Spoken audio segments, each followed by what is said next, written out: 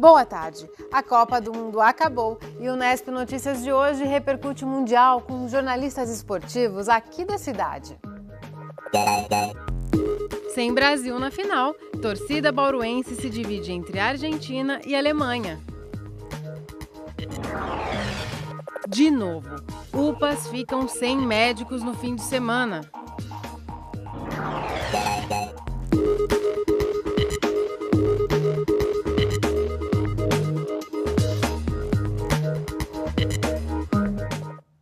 A gente começa a edição de hoje falando sobre problemas no atendimento de saúde no fim de semana aqui em Bauru. Mais uma vez, as UPAs ficaram sem médicos. 3 das 4 unidades tiveram que fechar as portas. Nossa equipe rodou a cidade na manhã de ontem e ouviu muitas reclamações de pacientes. Na unidade do Jardim Redentor, quem passava pelo local estranhava o prédio vazio. Foi o que aconteceu com a Suelen.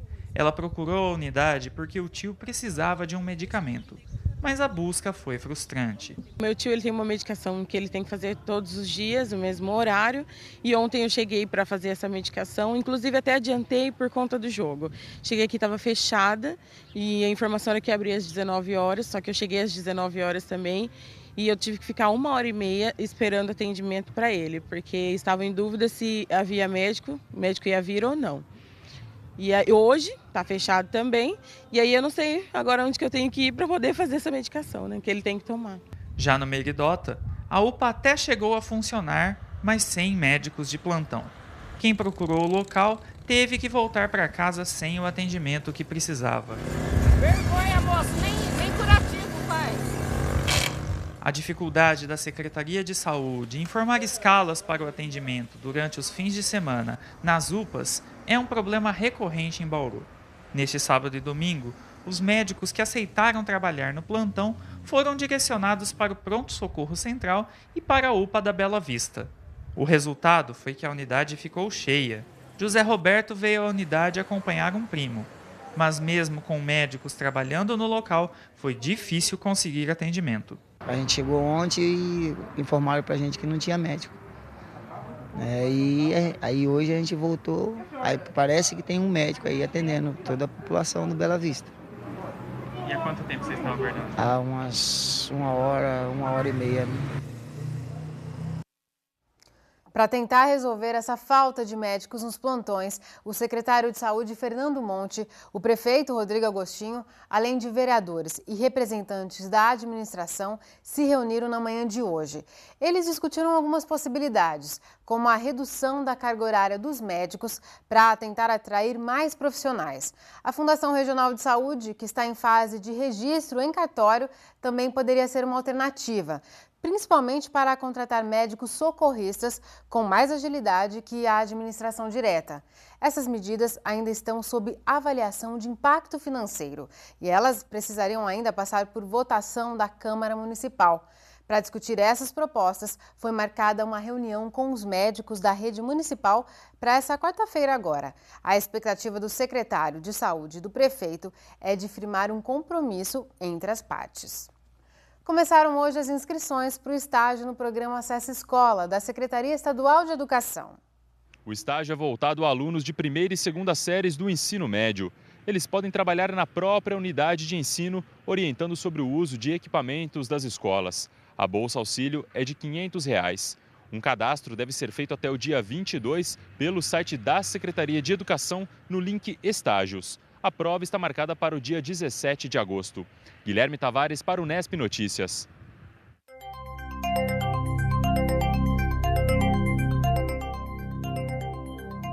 Quem sai de casa logo cedo ou no fim da noite sofre com o friozinho dessa época do ano. E as temperaturas vão continuar amenas nesses horários, com ligeira elevação no meio da tarde. Veja os detalhes com informações do IPMET e do CPTEC. Uma massa de ar frio e seco deixa o tempo estável em todo o estado de São Paulo. Não há previsão de chuvas para os próximos dias.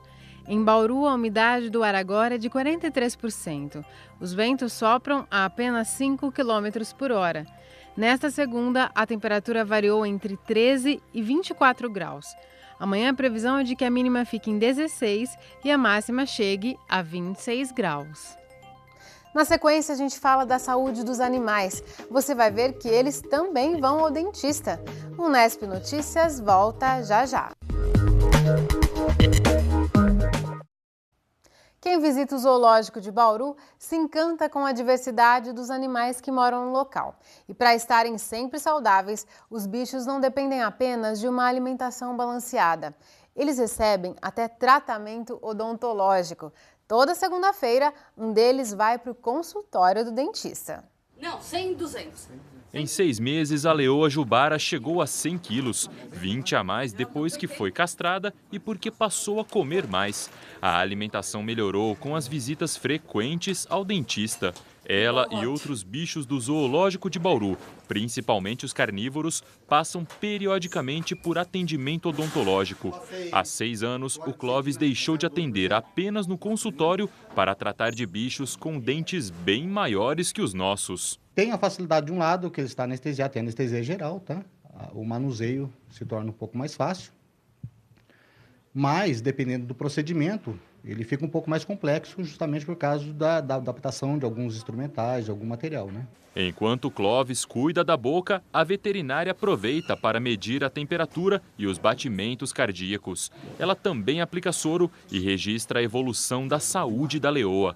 O animal é sedado ainda na jaula e o efeito varia de acordo com o tamanho e o metabolismo da fera.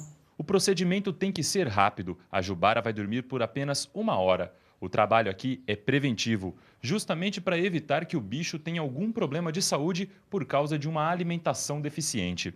O controle odontológico me evita problemas cardíacos, renais, tudo por uma cárie ou por um problema gengival. Então, a gente faz esse controle para que o animal se alimente bem e também não venha a ter doenças em decorrência dos problemas odontológicos. Além de ser mais barato, eu não corro o risco de outros animais virem a ser acometidos da doença. Cáries, fraturas e problemas na gengiva são comuns em animais de cativeiro. Perder um canino pode ser um prejuízo grande. Com o tempo, ficam fracos e doentes. O dentista ajuda a manter os bichos saudáveis e, em troca, ganha um desafio profissional. Eu gosto desse tipo de atendimento, né? Do controle dos animais, né? Eu gosto dessa parte, né? É um desafio, mas ao mesmo tempo eu gosto bastante, tá? É uma paixão aí, tá? Todos os atendimentos são supervisionados pela equipe de veterinários. De certa forma, ele está treinando a gente para entender as lesões, como tratá-las e toda a parte de instrumental. Eu estou formada há 28 anos, então eu não tive esse aprendizado na universidade. Então, ele está dando esse suporte agora para a gente, para eu poder também ajudar nessa parte preventiva. Leoa tratada, hora de devolvê-la para a jaula, antes que o efeito da anestesia termine. E provavelmente ela vai acordar com bastante fome. O Zoológico de Bauru fica na rodovia Comandante João Ribeiro de Barros e está aberto de segunda a sexta-feira, das 8 da manhã às 4 da tarde. Aos sábados, domingos e feriados, o fechamento é às 5 da tarde. No próximo bloco, o nosso assunto é o fim da Copa do Mundo. A gente vai mostrar como foi a torcida pelas ruas de Bauru. O Unesp Notícias volta já já.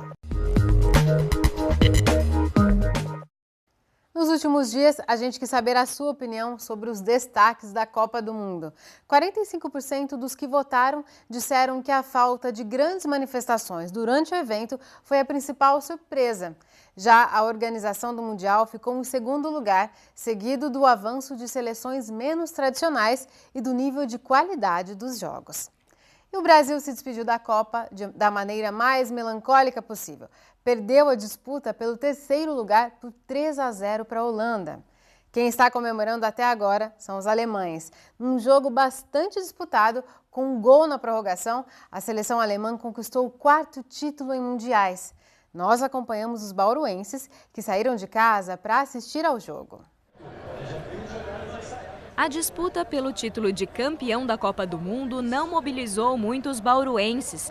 Neste bar da região sul da cidade, o proprietário já estava preparado para um público bem menor que o dos jogos em que a seleção brasileira entrou em campo. Acabou o Brasil, acabou, entre aspas, a Copa. Claro, a gente quer ver o final da Copa, a gente quer acompanhar o que está acontecendo, mas o pessoal já não teve aquela expectativa de criar uma reserva, fica mais na expectativa mesmo de ver o final, ver o que vai acontecer, quem vai ganhar, mas sem aquela torcida esperada. Mas quem saiu de casa veio mesmo para torcer. A rivalidade é tanta que a Rafaela nem vê problemas na possibilidade de a Alemanha conquistar o tetra e encostar na seleção brasileira. Eu acho melhor isso do que a Argentina ganhar. 2 tragédias em uma Copa só é difícil, né? Nem todo o mundo torceu contra os hermanos. O Ian, por exemplo, estava confiante de que a Argentina levaria o título para casa. O futebol argentino está mais feliz ultimamente do que o futebol brasileiro. Ultimamente o futebol brasileiro está deixando meio que a desejar.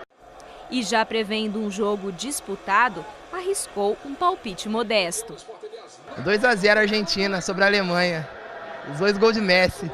Bola rolando em campo, olhos vidrados na tela. E as oportunidades surgiram para as duas seleções, mas nada de gol. Até que aos 30 minutos a Argentina marcou, mas estava impedido. Alegria de um lado, frustração de outro. Fim do primeiro tempo e os torcedores são só ansiedade. Foi bem pegado o jogo, assim. A gente está disputando um bolão aqui, então tá sendo bem legal, assim. Qual foi a sua aposta? 1-0 para a Argentina. Eu estou torcendo para a Alemanha, espero que dê a Alemanha, né? A vergonha da gente ter perdido de 7-1 já foi bem grande, mas a Argentina ganhar da gente aqui no Brasil vai ser o pior. Então que a Alemanha ganhe e que pelo menos vingue a gente aí dessa derrota para a Argentina. 0-0 no primeiro tempo e a bola começa a rolar de novo. São mais 45 minutos decisivos para as duas equipes. Os jogadores se esforçam até o último minuto do segundo tempo, mas o gol não sai. A cada lance, mais tensão na torcida. E não tem jeito. O jogo vai mesmo para a prorrogação. Mesmo com as boas oportunidades das duas seleções no tempo regular, o Anderson ainda acredita que a Alemanha tem mais chances de levar o título. Um jogo equilibrado, que os dois times chegou na final, são bons times, mas a Alemanha vai levar. E leva de quanto? 1-0. A prorrogação começa e a Alemanha dá um susto logo no primeiro minuto. Mas nada de gol. Nos 15 minutos finais, a Argentina se fecha e aposta nos contra-ataques. A Alemanha passa a ter domínio do jogo e o gol, enfim, sai. 7 minutos no segundo tempo da prorrogação e a Alemanha faz um gol. Vamos saber agora o que a Rafaela está achando disso. Rafaela, e aí, o que você está achando desse gol da Alemanha? Bom, né? Pelo amor de Deus, é bom. Mas o que eu queria era que alguém da Argentina fizesse um gol contra. Aí seria mais vergonhoso que o Brasil, entendeu? A Argentina até busca o empate, mas o título é mesmo dos alemães. O juiz apita o fim do jogo e a comemoração no bar é grande. E não é que o Anderson acertou o resultado? Foi esperado, né? Que a Alemanha vem fazendo uma campanha muito boa. Não é de agora, veio de muitos anos atrás. Já o Paulo não conseguiu levar o prêmio do bolão para casa. Fazer o quê? Acontece, né? Eu perdi o bolão, mas eu queria que a Argentina não ganhasse, né? Do fundo do coração. Só torci pra Argentina por causa do bolão mesmo, né? Então, tô feliz do mesmo jeito, não tem importância. Para os jornalistas esportivos aqui de Bauru, a taça da Copa do Mundo do Brasil está em excelentes mãos. A gente vai ter um papo com o Fernando BH, Neto Deloio, Emerson Luiz, sobre o saldo desse Mundial no Brasil. Acho que a Alemanha mereceu, já era apontada como uma das favoritas, uma das forças e só fez confirmar isso durante a Copa. Foi merecido e era realmente a seleção mais forte desde o início. E com toda a simpatia, né, com toda a interação que a Alemanha teve em solo brasileiro, acho que até coroou ainda mais esse título. A Alemanha vem de duas frustrações em Copas, em 2006, 2010, 2 vezes terceiro lugar, e se preparando essa geração. Esses mesmos jogadores que foram campeões, tetracampeões do Maracanã, estiveram também em 2006, boa parte deles, em 2010 também. Então, uma geração preparada para isso e criou-se toda uma estrutura para montar um bom time, para dar condições para esses jogadores fazerem a Copa que fizeram. A Argentina foi valente, teve chance até de ganhar o jogo, mas prevaleceu o futebol alemão bem encaixadinho, certinho, bem montado, bem estruturado e preparado para ganhar a Copa. Foi vencida pela melhor seleção, a seleção que mais se preparou, a própria Alemanha ficou em torno de 55 dias se preparando. Foi a seleção que mais tempo teve nesta Copa do Mundo treinando e se preparando para a disputa. E realmente dentro de campo foi a seleção que apresentou o melhor futebol. Ninguém esperava que a Costa Rica ia surpreender tanto, ia ter um futebol tão bom e por pouco não chegar nas fases finais entre os melhores times da Copa. Teve, para mim, o melhor goleiro da Copa. Para mim, o melhor goleiro do mundo ainda é o Neuer, da Alemanha, mas o melhor goleiro da Copa foi o Navas, da Costa Rica. Mas não dá para, infelizmente, né, não dá para colocar a Costa Rica, na minha opinião, como a grande surpresa por causa do 7-1. Por mais que o futebol alemão fosse superior ao futebol brasileiro, 7-1 em Copa do Mundo é para um jogo Brasil e Zâmbia, Alemanha e Zâmbia, não dá para pôr Alemanha e Brasil 7-1. No meu entender, a maior surpresa foi a seleção da Costa Rica, que participou de um grupo onde tínhamos 3 campeões mundiais disputando a competição. Além disso, ela era a única seleção teoricamente frágil do grupo, conquistou a sua classificação em primeiro lugar e foi eliminada da Copa do Mundo nos pênaltis, ou seja, ela deixou a competição invicta, sem conhecer aí a derrota em nenhum dos seus 5 jogos realizados na Copa. Eu acho que foi a Copa funcionar. Eu te confesso que eu esperava que íamos ter muitos problemas em relação à mobilidade, em relação aos estádios estarem realmente prontos, ou tipo, assim, de aparecer falhas nas arenas durante os jogos, e no fim funcionou. Eu era da turma dos pessimistas, porque você via a Copa chegando e o estádio não estava pronto, e é uma pena que tenha que ser assim, em cima da hora, mas funcionou. E não acho também que tem que ser comemorado e tem que ser exaltado do jeito que está sendo falado a Copa das Copas. Acho que tem que fazer um balanço agora do que funcionou, do que poderia ter sido melhor, do que foi improviso, porque claro que teve improvisos para fazer dar certo. É fazer uma avaliação mesmo, porque as Olimpíadas estão aí e estão atrasadas também. Provavelmente vai dar certo, vai ser a Olimpíada das Olimpíadas, mas que seja realmente um evento de excelência e que nesses 2 anos corram atrás sem ser em cima da hora. O Brasil não demonstrou nenhum grande futebol em nenhum dos seus 7 jogos na Copa do Mundo. Não foi só a derrota para a Alemanha, não foram só os 6 minutos que o Felipão tentou pregar, que houve um apagão e por isso o Brasil acabou perdendo para a Alemanha, não. Se você analisar desde o primeiro jogo, até o primeiro minuto do jogo contra a Croácia, até o último minuto da partida contra a Holanda, o Brasil em nenhum momento fez um grande futebol. É importante tirar o lado positivo disso, que algumas medidas precisam ser tomadas para melhorar o futebol brasileiro daqui para frente, como a Alemanha fez desde 2002, quando perdeu a final para a seleção brasileira. E não dá para esperar do Filipão muita técnica, muita tática, muita visão de jogo. O Filipão sempre foi um treinador motivacional. E nem isso a gente viu nessa seleção. Infelizmente, nós caímos no conto da Copa das Confederações. Quando o Brasil vence a Espanha muito bem e nós já comemoramos. Temos um time para a Copa do Mundo. Não temos um time preparado para a Copa do Mundo. Precisa mudar.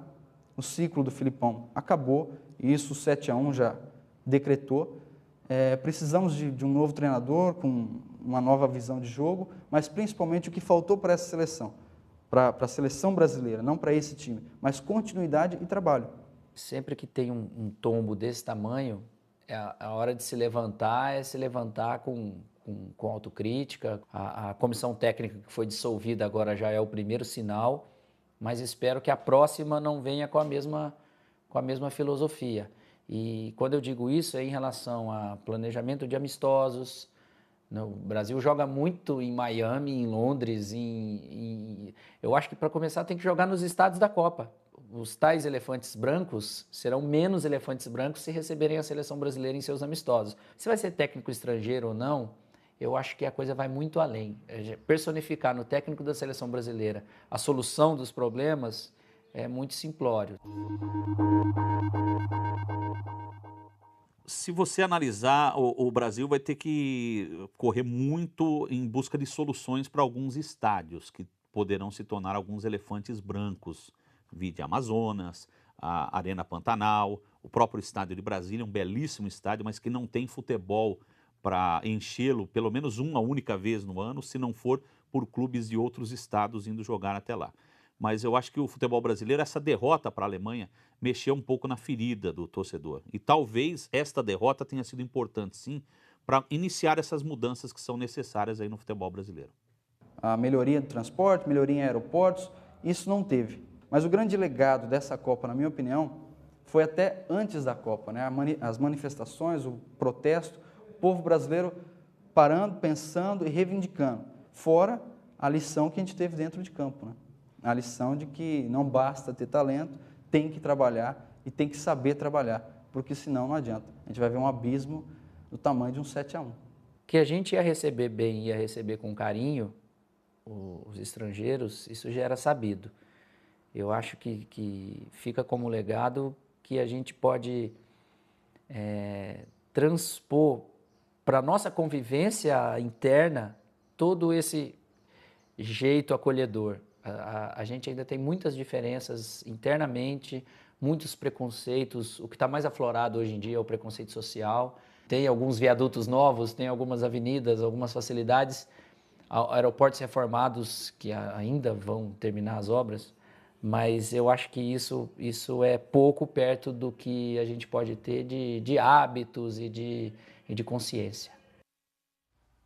O Unesp Notícias fica por aqui. Reveja as reportagens desta edição acessando o nosso site.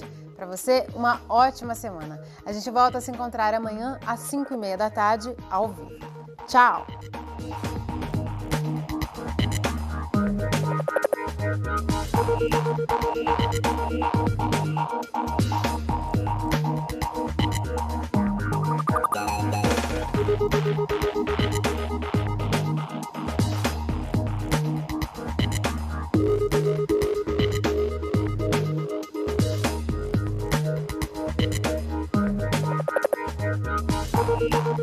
Thank you.